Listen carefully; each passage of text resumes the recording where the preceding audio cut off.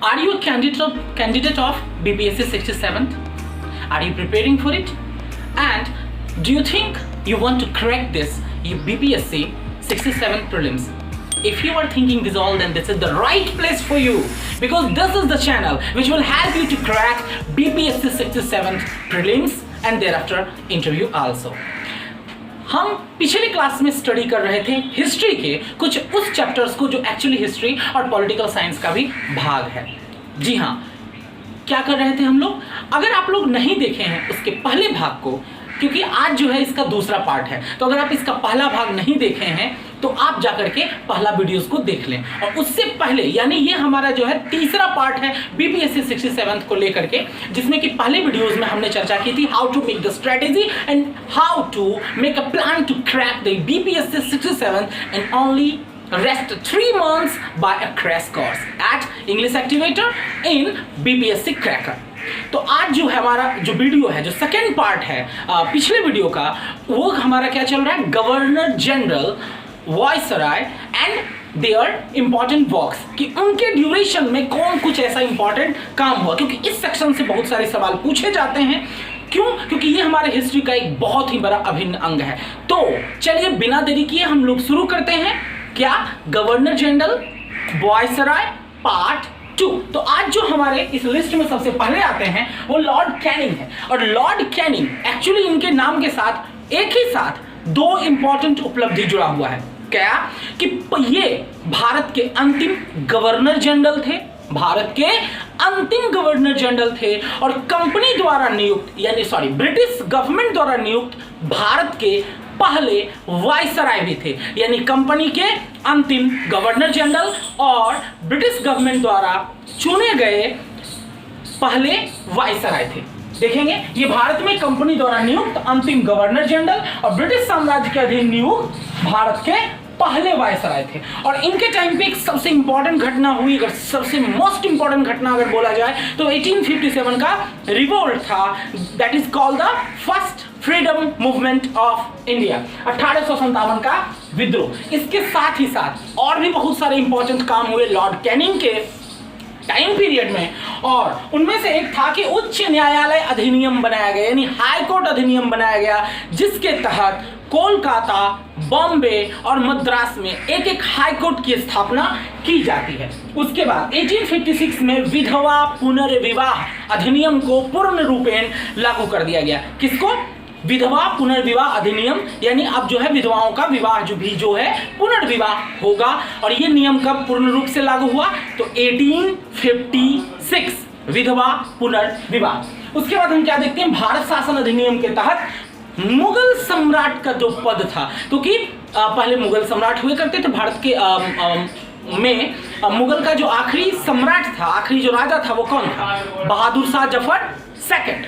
तो उनको actually first freedom movement के लिए दोषी ठहराया गया, क्योंकि उन्हीं को सब लोग मिल करके मुखिया बना दिया गया था। भले ही बुजुर्ग थे, लेकिन चलो भाई आप हमारे देश के हैं तो आप जो है मुखिया का रोल अदा कीजिए। और बस वही बात होता है कि लास्ट में सारा गलती का जो मतलब क्या है, ठीकरा उनके ही सर पे फोड़ डाला गया, और अंग्रेजों ने उनके बेटों को मार दिया और उन्हें बंद करके रंगून में रख दिया गया। और उसके बाद से बोल दिया कि अब यहाँ के बाद से कोई भी मुगल एम्पायर होगा ही नहीं। तो भारत शासन अधिनियम 1858 के तहत मुगल सम्राट के पद को खत्म कर दिया गया। किसके तत्वाधान में? तो लॉर्ड कैनिंग के। उसके बाद एक और जो भयानक, जो हम लोग बहुत पहले डिस्कस कर चुके हैं, पढ़ चुके हैं पिछले एपिसोड में, डॉक्ट्रिन ऑफ लैप्स, ठीक है, जिसको कि कौन लाया था? लॉर्ड डलहौजी लाया था, यानी हड़प नीति है। लॉर्ड डलहौजी का हड़प नीति जो था, जिसके तहत कि अगर कोई भी राजा का अगर अपना बायोलॉजिकल उत्तराधिकारी नहीं है तो उस परिस्थिति में वो राज्य मिला लिया जाएगा अंग्रेजी शासन में। तो उसको डॉक्ट्रिन ऑफ लैप्स नीति नाम दिया गया, और डॉक्ट्रिन ऑफ लैप्स नीति खत्म कर दिया गया किसके शासनकाल में, किसके टाइम पीरियड में? तो लॉर्ड कैनिंग के टाइम पीरियड में। तो ये था हमारा लॉर्ड कैनिंग। बिल्कुल ध्यान रखेंगे, इससे 2 4 5 इंपॉर्टेंट क्वेश्चन आता है। पहला क्वेश्चन ये आता है कि भारत का मतलब आखिरी गवर्नर जनरल कौन था, प्रथम वायसराय कौन था, विधवा पुनर्विवाह कब लागू हुआ, किसके टाइम पीरियड में लागू हुआ है, भारत शासन अधिनियम एक्ट कब आया और इसके महत्वपूर्ण घटनाक्रम क्या था। और एक और बात है, उच्च न्यायालय अधिनियम यानी हाईकोर्ट की स्थापना बॉम्बे हाईकोर्ट, कोलकाता, चेन्नई में यानी मद्रास उस समय था, तो किसके शासनकाल में वहां पे हाईकोर्ट की स्थापना हुई। तो ये बिल्कुल ध्यान में रखेंगे, सवाल आप कोई भी आएगा आप जवाब दे देंगे। और हाँ, ध्यान रखना है कि जैसे ही हमारा चैप्टर खत्म होता है उसके बाद हमारा हर एक चैप्टर के बाद जो है क्या आएगा, टेस्ट सीरीज, क्वेश्चंस बनाने देंगे। And if you will solve all these questions तो डेफिनेटली ये प्रीलिम्स तो आपका निकल जाए। अब आइए आगे, लॉर्ड एल्गिन, इनका जो टाइम पीरियड था वो 1862 से 63 यानी एक ही साल का था। और इनके टाइम पे एक इंपॉर्टेंट घटना थी बहावी आंदोलन, और बहावी आंदोलन का इन्होंने क्या किया तो दमन किया। उसके बाद हम आते हैं लॉर्ड लॉरेंस, ये क्या किए, पहला समुद्री टेलीग्राफ का शुरुआत किए। और इनका जो टाइम पीरियड था 1864 से लेकर के 69 के बीच में था। उसके बाद हमारा आता है लॉर्ड मेयो, इन सब का शासनकाल कोई खास बड़ा भी नहीं रहा और कोई महत्वपूर्ण घटना नहीं, लेकिन एक एक इंपॉर्टेंट घटना को हम यहाँ पर साथ में लेके आए हैं इन द क्रैश कोर्स। ये एक ध्यान देने वाली है, एक भी सवाल हमारा छूटेगा नहीं, क्योंकि ज्यादातर स्टूडेंट्स क्या करते हैं, जो जहां से बड़ा बल्क में क्वेश्चन आता है उसे पढ़ लेते हैं, मगर कभी कभी क्या करता है जहां से बल्क क्वेश्चन हमेशा आ रहा है उसको छोड़ करके स्किप कर दिया और एक कहीं से छोटा जिसको कि स्टूडेंट अक्सर हाँ नजरअंदाज कर देते हैं, तो वहां से हमने कोशिश किया है कि एक भी हमारा सवाल ना छूटे, इस तरीके से क्रैश कोर्स। तो हमारे अगले जो लॉर्ड मेयो थे इनका टाइम पीरियड था 69 यानी 1869 टू 72। और पहली बार जो जनगणना हुई 1872 में, यहाँ पे दो सवाल बनता है। पहला कि भारत में पहली बार जनगणना कब शुरू हुई, तो 1872 में, और किसके टाइम पीरियड में, तो लॉर्ड मेयो में। उसके बाद हमारा है लॉर्ड नॉर्थब्रुक, ये 1872 से 76 तक था। और यहाँ पे एक पंजाब का प्रसिद्ध कूका आंदोलन था, क्या था, पंजाब का प्रसिद्ध कूका आंदोलन, वो किनके टाइम पे हुआ था, नॉर्थब्रुक। और एक और सबसे बड़ा बात क्या है कि स्वेज नहर, आप सभी जानते होंगे पहले क्या था, अगर आप मान लीजिए कि इसको अगर आप भारत मानते हैं तो पहले क्या था, और अगर यहाँ ब्रिटेन है तो पहले जो हमारे भारत में आने का रास्ता कुछ इस तरह से था, जिसके कारण कि पहले समुद्री यात्रा में लगभग 6 महीना का टाइम लग जाया करता था। फिर इसको क्या किया गया, बीच में यहाँ पे स्वेज कैनाल बन जाने के कारण अब जो है ये इतना आसानी से समझ सकते हैं कि इतना का टाइम जो है, समय जो है बच गया, ईंधन बचा, पैसा बचा और व्यापार करने में और ज़्यादा सहूलियत होने लगी। तो यहाँ पे एक्चुअली में क्या है, तो स्वेज कैनाल है। ओके, तो स्वेज नहर बन जाने के कारण, हालांकि इसका जो है जो हम ज्योग्राफी चैप्टर में आएंगे तो डिटेल में भी चर्चाएं करेंगे, लेकिन यहाँ पे क्या है कि स्वेज नहर के खुल जाने के कारण भारत और ब्रिटेन के बीच का डिस्टेंस क्या हो गया, बहुत ज़्यादा कम गया, तो व्यापार बढ़ने लगा। और ये किसके टाइम पे हुआ, तो किसके टाइम पे, लॉर्ड नॉर्थब्रुक के टाइम पे। इसी के समय में स्वेज नहर खुल गया और भारत और ब्रिटेन के बीच का दूरी कम गया और व्यापार बढ़ जाता है। And the last one is the Lord Lytton, इनका जो टाइम पीरियड था 1876 से 1880। और यहाँ पे इनके टाइम पे एक ही इंपॉर्टेंट काम होता है और वो था वर्नाकुलर प्रेस एक्ट पारित हुआ। तो ये हमारे कुछ इंपॉर्टेंस थे। इसके बाद हम और देखते हैं और हमारे अगले गवर्नर जनरल कौन है और उनके टाइम पे इंपॉर्टेंट काम। लॉर्ड लिटन ने जिस वर्नाकुलर प्रेस एक्ट को लागू किया था, एक्चुअली सबसे पहले समझ लेते हैं वर्नाकुलर प्रेस एक्ट क्या था। एक्चुअली ये वैसा अधिनियम था जिसको कि प्रेस पे लागू करके, प्रेस जहाँ से कोई भी मैगजीन या फिर न्यूज़पेपर छपता है, तो प्रेस पे ये लागू करके उसको पंगु बना दिया गया था। यानी कि आप जो है कोई भी ऐसा जो सरकार विरोधी चीज़ है वैसा चीज़ आप स्टेटमेंट नहीं लिख सकते। अगर आप वैसा कुछ छापते हैं जिससे कि सरकार की भावना को चोट लगती है तो आपका पूरा का पूरा प्रेस जो है जब्त कर लिया जाएगा। तो और इसके द्वारा प्रेस को क्या कर दिया गया, कैद कर लिया गया। तो जिस वर्नाकुलर प्रेस एक्ट को लॉर्ड लिटन ने लागू किया था उसे लॉर्ड रिपन ने क्या कर देता है, समाप्त कर देता है। इसका टाइम पीरियड 88 से 84 यानी 1888 से 1884। और इसको जो है, और एक और इंपॉर्टेंट काम क्या था कि काम के घंटों को निश्चित कर दिया गया, क्योंकि उससे पहले कोई काम का घंटा फिक्स नहीं था, 9, 10, 11, 12 वो मालिक पे डिपेंड करता था। पर इसने क्या किया, काम के घंटों को फिक्स कर दिया और ये 9 घंटा। ओके, लॉर्ड रिपन ने काम के घंटों को 9 घंटा रखा था उस समय। उसके बाद हमारा क्या, फ्लोरेंस नाइटिंगेल, आप सभी ने इनका नाम जरूर सुना होगा, एक महान हस्ती थी। तो फ्लोरेंस नाइटिंगेल ने भारत के उद्धारक मतलब उद्धार करने वाला है कि लॉर्ड रिपन जो हैं वो भारत को उद्धार करने के लिए आए हैं, उसकी संज्ञा इन्हें दी।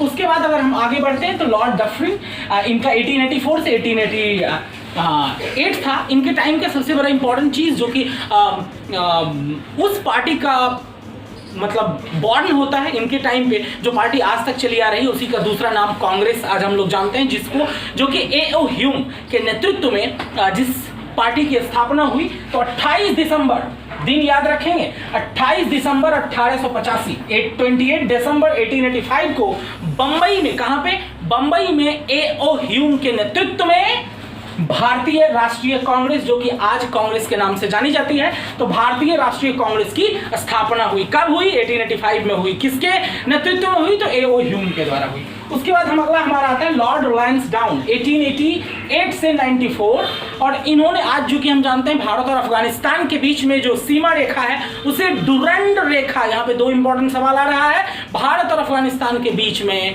कौन सी रेखा है, या जो रेखा है उसका नाम क्या है? तो डुरंड रेखा है। ओके, और इसका निर्धारण जो है लॉर्ड लांसडाउन के ही टाइम में हुआ। उसके बाद एक स्टेटमेंट है, ये स्टेटमेंट आया हुआ सवाल है कि भारत को तलवार के बल पे ही जीता गया है और इसकी रक्षा भी तलवार के बल पे ही की जाएगी। ये एल्गिन सेकंड का स्टेटमेंट है। किसका? एल्गिन सेकंड ने कहा था कि भारत को तलवार से ही जीता गया है और भारत की रक्षा भी तलवार से की जाएगी। किसने? एल्गिन सेकंड ने। याद रखना है, क्या करेगा? ये स्टेटमेंट देगा और नीचे लिखेगा ये किसका कथन है, तो एल्गिन सेकंड की। Time period 1894 to 99।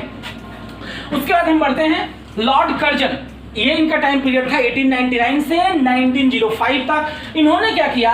भारतीय टंकन और पत्र मुद्रा अधिनियम पारित करा करके अंग्रेजों की जो स्वर्ण मुद्रा थी उसी को भारत का औपचारिक तौर से बता दिया कि भैया भारत का जो मुद्रा होगा वो यही होगा। और उसने क्या किया कि अंग्रेजी स्वर्ण मुद्रा को भारत का कानूनी मुद्रा घोषित कर दिया गया। और लेकिन ये उतना ज्यादा इंपॉर्टेंट नहीं है, लेकिन इससे ज्यादा इंपॉर्टेंट है कि बंगाल का जो विभाजन होता है वो लॉर्ड कर्जन के टाइम पे होता है। This is one of the most important question of this section, कि बंगाल का जो विभाजन होता है जिसका बहुत सारे विरोध हुए, बहुत सारे भारतीय लोग इसका खिलाफ में गए, बट फाइनली जो होना था वो तो हुआ ही। तो बंगाल का विभाजन जो है वो लॉर्ड कर्जन के टाइम पे होता है। बंगाल का विभाजन किसके टाइम पे?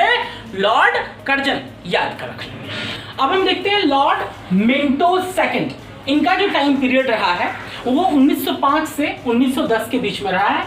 और इन्होंने ऑफ कोर्स मार्ले मिंटो सुधार अधिनियम जो आया वो जाहिर सी बात है कि लॉर्ड मिंटो के टाइम पे आया। और इन्हीं के टाइम पे 1907 में कांग्रेस का विभाजन होता है। किसका? कांग्रेस का विभाजन होता है। कहां पे होता है? तो सूरत अधिवेशन में लॉर्ड मिंटो सेकंड के टाइम पे ही कांग्रेस का विभाजन होता है। और इन्हीं के टाइम पे मुस्लिम लीग की भी स्थापना होती है। किसकी स्थापना? मुस्लिम लीग की। कहां हुई? ढाका में हुई। तो इनके समय में संस्थापक कौन थे? तो एक थे आगा खां और दूसरे थे सलीमुल्लाह खां। इनके द्वारा 1986 में ढाका, जो आज बांग्लादेश की राजधानी है, वहां पे लॉर्ड मिंटो के टाइम पे ही मुस्लिम लीग की स्थापना हुई। आगा खां, सलीमुल्लाह खां, ये दो व्यक्ति थे जिन्होंने मुस्लिम लीग को बनाया, मुस्लिम लीग की स्थापना की। ईयर कौन सा था? तो 1906 यानी 1906। जगह कौन सा था? ढाका। इसके एक लाइन से 4 से 5 सवाल बनते हैं। उसके बाद हमारा है लॉर्ड हार्डिंग सेकंड, इनका टाइम पीरियड 1910 टू 16। और इनके टाइम पे ही जॉर्ज पंचम, जो दिल्ली का सबसे बड़ा दरबार लगा था, जॉर्ज पंचम के आने पे बहुत सारी उनकी मूर्तियां, स्टैच्यूज, बहुत कुछ उनका स्वागत में तामझाम भारतीयों के द्वारा किया गया। एक्चुअली भारतीयों के द्वारा क्या, भारतीय तो उस समय गुलाम थे अंग्रेजों के लिए। क्यों भाई? उसका राजा आ रहा है तो जाहिर सी बात है कि उसके स्वागत तो वो खुद करेगा ही। तो इसी के टाइम पे राजा जॉर्ज पंचम भारत आए। और एक और इंपॉर्टेंट सवाल है कि 1912 में दिल्ली जो है भारत की राजधानी बन जाती है। और उस समय यहाँ पे दो सवाल है कि दिल्ली भारत की राजधानी कब बनी? तो 1912 में बनी। और उस समय कौन थे भाई मुखिया? तो लॉर्ड हार्डिंग सेकंड थे। He was the supremo of India. उसके बाद हमारा लॉर्ड चैम्सफोर्ड, ये 1916 to 21 इनका टाइम पीरियड था और इनके टाइम पे बहुत कुछ इंपॉर्टेंट घटनाएं होती है। रॉलेट एक्ट होता है, जालियांवाला बाग हत्याकांड होता है। ओके, इनके टाइम पे क्या हुआ, रॉलेट एक्ट पास हुआ। रॉलेट एक्ट अधिनियम है। रॉलेट एक्ट क्या था? एक्चुअली रॉलेट एक्ट था क्या, ये एक ऐसा अधिनियम था जिसके द्वारा कि किसी को भी कैद कर लिया जाएगा और अगले 2 साल तक कोई सुनवाई भी नहीं होगी। वही नो FIR, नो अरेस्ट, फैसला ऑन द स्पॉट। और आप जो है अपने लिए अपने सिफारिश करने के लिए वकील भी नहीं रख सकते, कुछ भी नहीं रख सकते।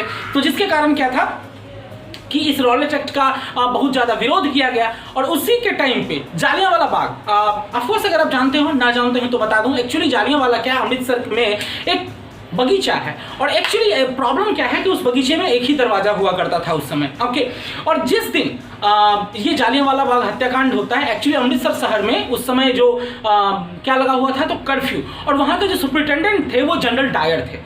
ओके, तो एक्चुअली लॉ के हिसाब से देखें तो आप जो है कर्फ्यू के टाइम पे, कर्फ्यू के दिन में 2 या 2 से ज़्यादा आदमी एक जगह पे इकट्ठा नहीं हो सकते। लेकिन बगीचे के कोने में थोड़ा सा इसी चीज़ को लेकर के मीटिंग हो रही थी। लेकिन उससे ज़्यादा बड़ा प्रॉब्लम क्या होता है कि वो दिन होता है सिखों का एक पवित्र फेस्टिवल, बहुत ही रिलीजियस और फेमस फेस्टिवल जिसको बैसाखी के नाम से जाना जाता है। आफ्टर हार्वेस्ट फेस्टिवल मनाया जाता है। तो कंट्री साइड के यानी गांव के दूर दराज के क्षेत्र से जिन्हें नहीं पता था कि अमृतसर में, क्योंकि उस समय जो है आज के जैसा सोशल मीडिया तो था नहीं, न्यूज़ चैनल तो था नहीं कि सबको पता चल जाए, तो लोगों को पता नहीं था कि हम जिस शहर को जा रहे हैं वहाँ पे पहले से ही कर्फ्यू लगा हुआ है। तो बहुत सारे लोग बैसाखी फेस्टिवल मनाने के लिए आ जाते हैं और वे सब लोग इकट्ठा हो जाते हैं कहाँ पे, वो जालियांवाला बाग में। अब जनरल डायर को जब इसकी सूचना मिलती है तो उसे लगता है उत्तरी इतने सारे लोग एक जगह पे जमा हो रहे हैं, पक्का उखाड़ के फेंक देगा। और 2 दिन 3 दिन पहले ही कुछ घटनाएं होती है जहां पर कि पुलिस वालों को मारा पीटा जाता है।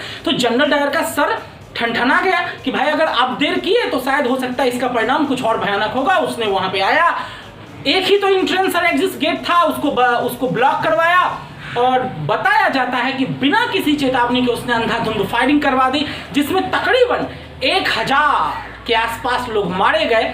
उससे भयानक हत्याकांड, इस वजह से उसको हत्याकांड का दर्जा दिया गया। तो वो होता है जालियांवाला बाग हत्याकांड। उसके बाद खिलाफत मूवमेंट होता है। ये सब जो हम इस चैप्टर पे जाएंगे तो डिटेल में इस पे चर्चा करेंगे। खिलाफत movement actually Turkey first world war में टर्की जो है हारने वालों की टीम में था। तो उसके खलीफा को पूरे मुस्लिम जो है समुदाय जो है अपना गुरु मानते हैं और उसको जो अपमानित किया गया अंग्रेजों के द्वारा, तो मुस्लिमों ने मिलकर के खिलाफत आंदोलन चलाया। और असहयोग आंदोलन, नॉन कोऑपरेशन मूवमेंट उसी टाइम पे है। इन सब पे अभी ज़्यादा चर्चा नहीं करेंगे। ये जब हम इन सब चैप्टर्स में आएंगे, इंडियन फ्रीडम मूवमेंट पढ़ेंगे जब हम, तो उसमें चर्चा करेंगे। तृतीय अफगान युद्ध भी इसी के टाइम पे शुरू होता है, लॉर्ड चैम्सफोर्ड। उसके बाद आते हैं लॉर्ड्स रीडिंग के बाद में, तो चौड़ा चौड़ी कांड 5 फरवरी 1922 को हुआ। ये भी है, 22 पुलिस वालों को जिंदा जला दिया गया गोरखपुर के पास। तो वो चौड़ा चौड़ी नामक जगह था। तो वो कांड, फेमस कांड लॉर्ड रीडिंग के टाइम पे होता है। 1922 से इलाहाबाद में सिविल सेवा परीक्षा की शुरुआत होती है। किसके टाइम पे? Lord Reading. Thereafter Lord Irwin 1926 1931 इनका टाइम पीरियड था। इरविन के बारे में एक चीज जरूर जानते होंगे, गांधी इरविन पैक्ट है। गांधी इरविन के बीच में सहयोग जो पैक्ट हुआ था, जो समझौता हुआ था, जिसके बाद की असहयोग आंदोलन बंद कर दिया गया। तो एक्चुअली उसके बारे में जरा देखें तो 3 फरवरी 1928 को साइमन कमीशन बंबई पहुंचा। साइमन कमीशन, इन सभी के बारे में, चूंकि ये सब एक अपने आप में एक बड़ा चैप्टर है, तो जब हम इन सब में आएंगे, फ्रीडम मूवमेंट में आएंगे, तो उसमें डिटेल में चर्चा करेंगे। लेकिन अभी जान लीजिए कि 3 फरवरी 1928 को साइमन कमीशन बंबई पहुंचा और लाला लाजपत राय वही बेचारे इसके विरोध में कर रहे थे और वहां पे सॉन्डर्स की लाठी से उनकी मौत हो जाती है। हालांकि बाद में सॉन्डर्स को मारने के लिए मार ही देते हैं भगत सिंह, राजगुरु और सुखदेव, जिसकी वजह से उन्हें फांसी की सजा भी होती है। तो लाला लाजपत राय की भी मृत्यु होती है लॉर्ड इरविन के टाइम पे ही। उसके बाद एक सबसे one of the most important thing is of this is what कि 1929 में कांग्रेस के लाहौर अधिवेशन में पूर्ण स्वराज, कंप्लीट इंडिपेंडेंस, अब हम थक गए, अब हम कुछ नहीं मानेंगे, सिर्फ हमको कंप्लीटली इंडिपेंडेंस चाहिए, तो इसका जो है पूर्ण स्वराज है। नेहरू जी के लीडरशिप में इसकी मांग की गई कि अब हमें पूरी आजादी चाहिए, हमें और कुछ नहीं चाहिए। और 26 जनवरी 1930 को स्वतंत्रता दिवस मनाने की मांग की गई, बल्कि स्वतंत्रता दिवस मनाया गया। यही कारण है कि जब हमारा देश 15 अगस्त 1947 को आजाद हुआ और उसके बाद जब हमारा 1950 में, जब हमारा एक्चुअली 49 में ही लास्ट में बन जाता है जब हमारा संविधान, तो संविधान जब लागू करने की बात हुई तो वही 26 जनवरी को फेमस करने के लिए, उस दिन को बनाए रखने के लिए हमारा जो संविधान लागू किया गया, हमारा जो कंट्री रिपब्लिक बना वो 26 जनवरी 1950 को बना। उसके बाद हम लोग देखते हैं कि 12 नवंबर 1930 को लंदन में फर्स्ट राउंड टेबल कॉन्फ्रेंस होता है, यानी प्रथम गोलमेज सम्मेलन होता है। कब? 12 नवंबर 1930 एंड 4 मार्च 1931। कब? 4 मार्च 1931 को गांधी इरविन पैक्ट होता है, गांधी और इरविन के बीच समझौता होता है। उसके बाद ही भगत सिंह, राजगुरु और सुखदेव को 31 मार्च को फांसी दे दी जाती है।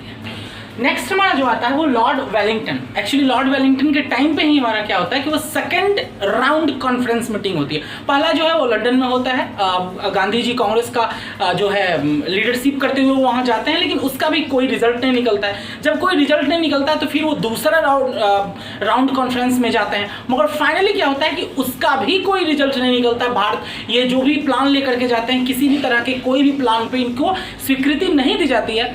फिर जो है अंग्रेजों ने थर्ड राउंड कॉन्फ्रेंस भी बुलाया, मगर इसमें गांधी जी जाने से मना कर देते हैं कि जब 2 राउंड कॉन्फ्रेंस में कुछ हुआ ही नहीं तो why will I go in the third round conference. तो उसके बाद हम लोग देखते हैं कि लॉर्ड वेलिंगटन के टाइम में, जिनका टाइम पीरियड था 1931 से 36, तो 7 सितंबर से 1 दिसंबर 1931 में second conference of the round table होता है। और इसमें क्या होता है कि थर्ड राउंड कॉन्फ्रेंस जो है उसका डेट हमारा होता है 17 नवंबर से 24 दिसंबर 1932। तीनों जो है लंदन में होता है, 2 में गांधी जी जाते हैं, तीसरे में ये जाने से इनकार कर देते हैं। और इसी बीच में हमारे बीपीएससी से ऑफ कोर्स ये इसका बिहार स्पेशल चैप्टर से भी रिलेटेड है कि 1934 में भयंकर अर्थक्वेक आता है, जिसके कारण बहुत सारे जानमाल का नुकसान होता है। और भारत सरकार अधिनियम 1935 जो है वो भी किसके टाइम पे पास हुआ? तो लॉर्ड वेलिंगटन के टाइम पे ही पास होता है। उसके बाद हम आगे बढ़ते हैं लॉर्ड विलियम। इनका टाइम पीरियड 1936 से 43 के बीच में होता है। और इनका सबसे बड़ा इंपॉर्टेंट जो एक इनके टाइम पे शुरू हुआ वो सेकेंड वर्ल्ड वॉर, जो कि 1939 से शुरू होता है और 45 में जाकर के फाइनली खत्म होता है। And that was the devastating war of the history of man. तो उसके बाद होता है कि अगस्त मिशन आता है भारत में, ये आता है 8 अगस्त 1940 को आता है। फिर क्रिप्स मिशन आता है। ये सारे मिशंस को हम पढ़ाएंगे जब अगला चैप्टर में आएंगे। उसके बाद जो होता है कि क्विट इंडिया मूवमेंट, इसी बीच जो है आपको भी पता होगा काफी फेमस क्विट इंडिया मूवमेंट रहा है, भारत छोड़ो आंदोलन, जो कि 9 अगस्त 1942 को कांग्रेस ने ये लॉन्च किया, भारत छोड़ो आंदोलन। उसके बाद हमारा आता है लॉर्ड बेवेल। इनका टाइम पीरियड होता है 1944 से 47। इनके टाइम पे कैबिनेट मिशन आता है। एक्चुअली अब तैयारी जो है आज़ादी की शुरू हो चुकी होती है और इसी के साथ इसकी भी मांग जोड़ हो चुकी थी कि भारत जो है 2 डोमिनियल स्टेट होगा। तो ये जो है कैबिनेट मिशन 1946 में भारत आता है और 20 फरवरी 1947 में उस समय ये एक इंपॉर्टेंट है कि भारत को जब आजादी की घोषणा की गई तो उस समय ब्रिटेन के प्रधानमंत्री कौन थे? तो लॉर्ड क्लीमेंट एटली। इनका पूरा नाम लॉर्ड क्लीमेंट एटली था। उन्होंने हाउस ऑफ कॉमन्स में, यानी ब्रिटिश की पार्लियामेंट में, जिसको कि हाउस ऑफ कॉमन्स के नाम से जाना जाता है, वहां पे उन्होंने कहा कि भैया हम 1948 तक जो है क्या करेंगे, आजादी नहीं देंगे। पॉइंट भी नोटेड, आजादी का जिक्र कहीं पे नहीं है। हम लोग थोड़ा सा गलत पढ़ते समझते और सुनते हैं। आजादी का जिक्र नहीं है, ट्रांसफर ऑफ पावर का जिक्र है कि हमारा जो पावर है वो ट्रांसफर कर दिया जाएगा। जून 1948 तक जो पावर है वो भारतीयों के हाथ में दे दिया जाएगा। एक्चुअली जब आप ये पढ़ेंगे क्या नाम है, freedom movement, sorry freedom assessment 1947, तो उसमें स्पष्ट तौर से लिखा हुआ है कि after the midnight of the 14th August 1947 India and Pakistan will be the 2 dominion state. ज्यादातर हिस्टोरियन इस बात को नजरअंदाज कर दिए हैं कि यहाँ पे ये नहीं लिखा हुआ कि India and Pakistan will be the 2 free nation. वहां पे लिखा है India and Pakistan will be the 2 dominion state. और डोमिनियल स्टेट का मतलब होता है कि कोई ऐसा स्टेट जो कि किसी बड़े राज्य के अंदर में रह के काम करे। तो खैर लेट इट बी, वो तो बाद की बात रही। तो ये इन्होंने ऐसा घोषणा किया। एंड द फाइनल वॉर जो खत्म होता है हमारा, लॉर्ड माउंटबेटन आता है, ये मार्च 1947 से लेकर के जून 48 तक रहते हैं। और एक्चुअली इनको भेजा ही गया था कि भैया जाओ आप और आप पावर ट्रांसफर कर दो। और उसके लिए उन्होंने 24 मार्च 1947 को हाँ, भारत का गवर्नर जनरल बना करके भेजा गया और 3 जून 1947 को इन्होंने माउंटबेटन योजना का घोषणा किया, और जिसमें कि भारत विभाजन भी शामिल था। और एक इंपॉर्टेंट ये भी है कि स्वतंत्र भारत का पहला गवर्नर जनरल, यानी भारत का जब भारत आजाद हो जाता है तो स्वतंत्र भारत का प्रथम गवर्नर जनरल कौन था? Lord Mountbatten. तो यहां पे आकर के हमारा गवर्नर जनरल पुराण खत्म होता है। सभी गवर्नर जनरल को हमने देखा, उनके काम को देखा, उनके टाइम पीरियड को देखा, और सारे इंपॉर्टेंट सवाल।